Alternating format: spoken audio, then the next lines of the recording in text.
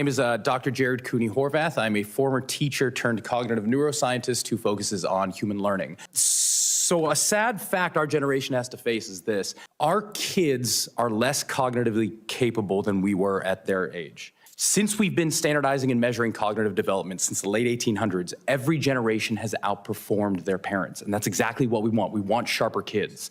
And the reason for this largely has been school. Each generation spends more time in school. We use school to develop our cognition. Congratulations, you see your correlation.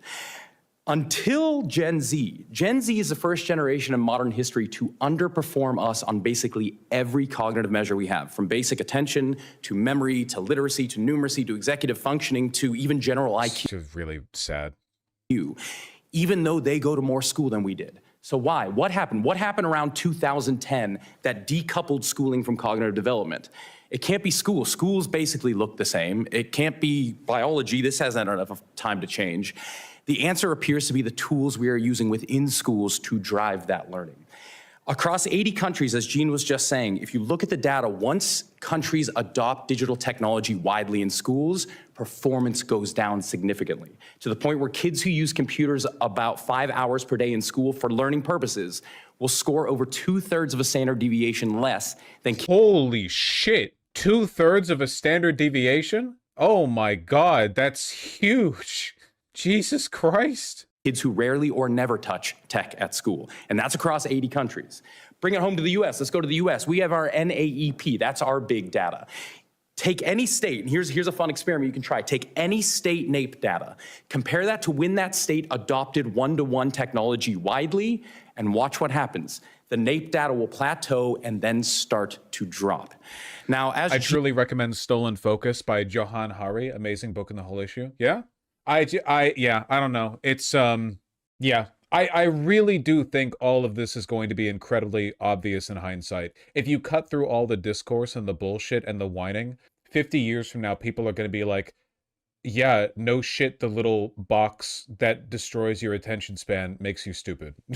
Yeah, obviously, letting students keep the thing that is designed by the smartest tech people in the world to steal their attention and money and make them spend all their time on it, that was obviously going to hurt their ability to, like, pay attention in school. No shit, you know?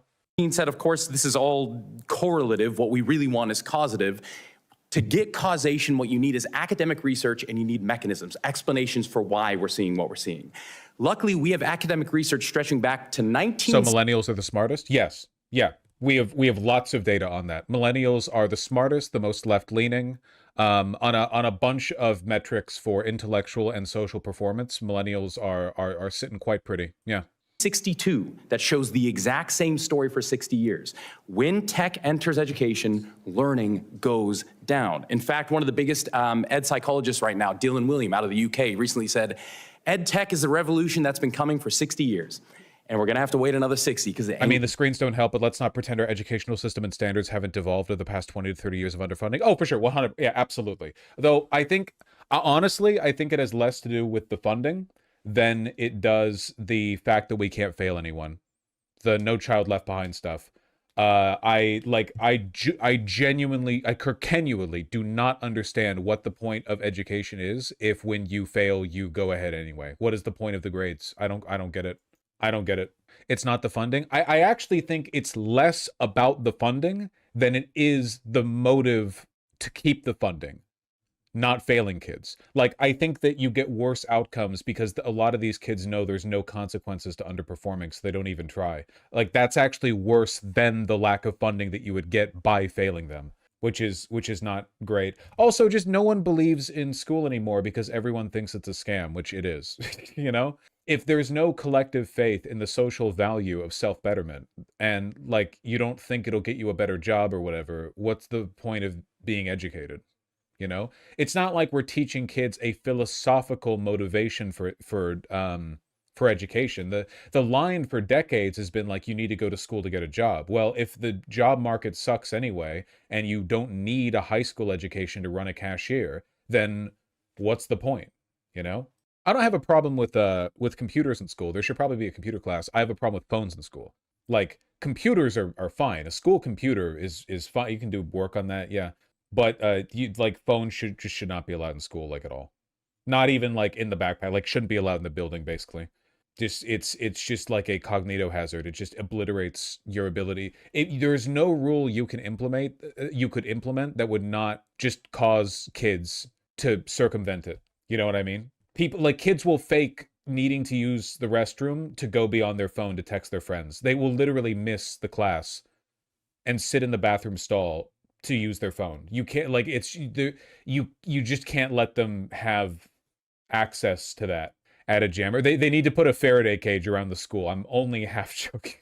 It's really, really, really bad. How could you enforce that? I don't know. Everyone's shit gets searched. If you get caught like with a phone in class, it leads to like an actual grade deduction. I don't know. It has to be taken seriously. I'm sure there are some ways you could nuance it out.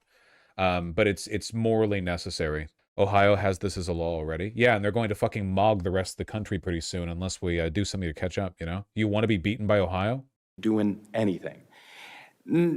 Now that's research, but now we need mechanisms. Luckily, over the last about 2 decades, we've been doing a lot of work in what we call the science of learning. How do human beings learn? And we now have the clear understanding of why tech does not work for learning, and it is all biological. It's not that the tech isn't being used well enough, we haven't been trained enough, we need better programs. It's we have evolved biologically to learn from other human beings, not from screens. And screens circumvent that process. I won't go too deeply into the mechanisms, they can get boring, but just know they're there if you want to talk about them. So that leaves us with 2 options. Option 1. It's largely true. There's so much stuff online that is designed to make you feel productive for consuming it, but you learn nothing. Duolingo is a great example. There are so many people who have spent so much time on Duolingo, and it rewards you with the blips and the bleeps. You learn nothing. How many edutainment videos have you watched in the past week that you have no memory of? How many videos have you watched that have given you like novel education on history or on finance or on infrastructure or whatever else, and it's just like, oh, ha, interesting, wow, I'm smarter now, but then you forget a week later.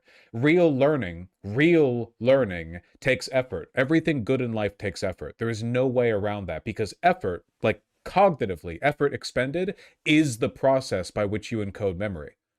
There is no way to learn effortlessly. There's no way to learn and you watch the stuff and it's, oh, how interesting, whatever. You might learn a couple of tidbits, but to really understand and know something, especially something important like, you know, the shit they're teaching you in grade school, right? There has to be effort. There's no way to streamline it. You can't gamify it. There's no way to fix, like, work around that. What you have to do is make it engaging in a way that still requires effort. You have to challenge people. It's a lot like exercise, right? There is no way to benefit from exercise without challenging yourself. If you want to get stronger, if you want to get bigger, if you want to have more endurance, progressive overload. It doesn't matter what kind of exercise or what your goal is.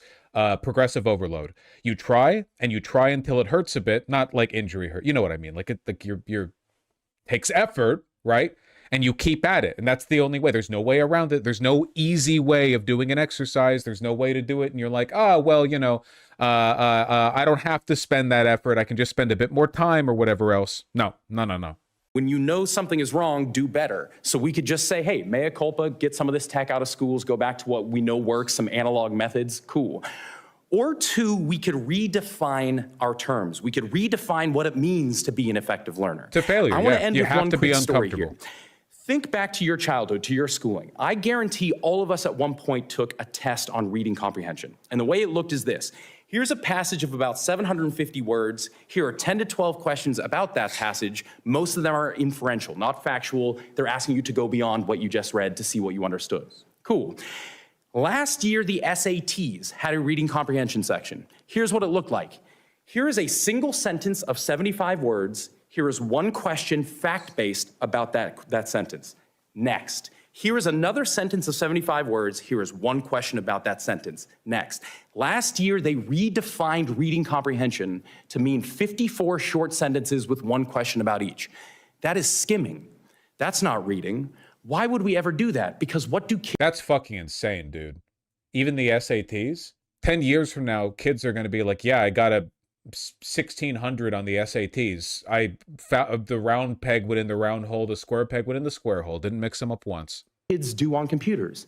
They skim. So rather than determining what do we want our children to do and gearing education towards that, We are redefining education to better suit the tool. I recently became my 16-year-old nephew's learning coach for online high school. It is astonishing how few critical thinking skills he has. Any answer where he has to actually reply in his own words to a question, he just rephrases the question for an answer. He had a meltdown. He was supposed to do a project where he had to make 2 to 3 slides at any Renaissance painter. He didn't even know how to start, despite just doing an entire until on the fucking Renaissance. Something until the entire Renaissance. Yeah, I understand the gist of what you're saying. Because I can read. Dude, maybe... Unit. Gotcha, unit. I probably, I don't know. I probably shouldn't have made so many jokes about me being illiterate now that the widespread literacy crisis is a big deal. And anytime I say anything about it, people are going to say like, well, you're illiterate, you know? I don't know. It's pretty, yeah, I'm mogging the youth for sure. Gen Alpha has nothing on me. Whew. It's really rough. This is so sad. Yeah, again, it's one of those things you take for granted, you know? It's kind of like, I don't know. It's like recommending an exercise routine to people where you assume that everyone has basic motor cognition and can walk. And then realizing one day, like, oh my God, 60% of my class actually can't walk. Like they have to crawl. And then you're like, well, what the fuck? I don't even know how to teach that. How do you, like, I don't even know how to do that. That's not progress, that is surrender. So as we go through our discussion today, there's going to be a lot of talk about smartphones and By the way, like this made me less mad at people online because it's occurred to me, and it didn't occur to me before. A lot of the people online who get mad at you genuinely don't know what you said. Like if I have a take, text or verbal, and then people get mad at me and I'm like, wait, do they not, like the way they're mad at me doesn't even like correspond to the thing that I said. Now I know, like there is a very real, especially if they're young, like if they're like a, I don't know, just a young internet user, I don't know how, whatever, just like less than 20 or whatever, there's like a 50-50 chance they actually do not understand what I said and they're engaging with it the only way they know how. Like they're doing a surface level reading, which is largely inaccurate, and they're responding to that. Elites want this to happen so they can fill the gap with AI. Oh, I bet. Oh, I know 100%. I bet. Yeah.